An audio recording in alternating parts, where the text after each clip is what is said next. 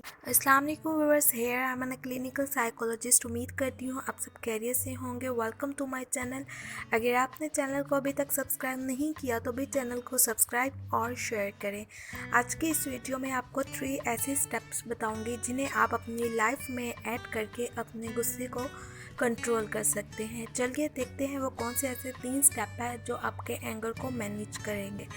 सबसे पहला prevent, second number पर prepare and the third one is practice. सबसे पहले ये जानना बहुत ज़रूरी है कि आपको गुस्सा किस चीज़ पर आता है, कौन सी ऐसी चीज़ है जो आपको तंग करती है जिसकी वजह से गुस्सा आपको आता है।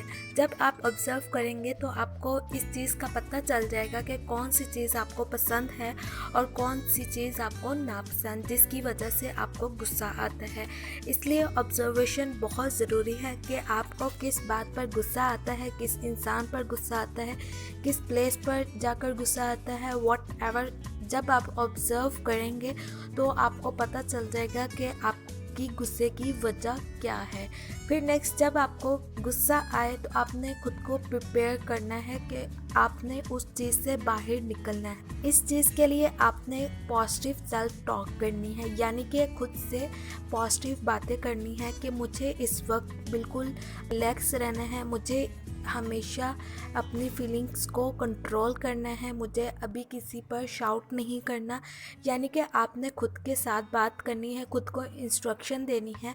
पॉजिटिव सेल्फ टॉक से आपके अंदर पॉजिटिविटी आएगी और आप रिलैक्स हो जाएंगे।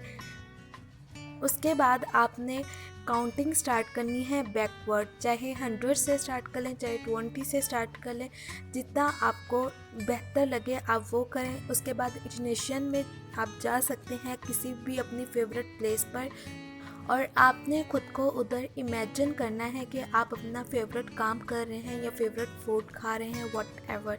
उम्मीद करती हूँ आपको वीडियो पसंद आएगी। नेक्स्ट वीडियो में मुलाकात होती है, तब तक अपना ख्याल रखिएगा। अल्लाह हाफिज़।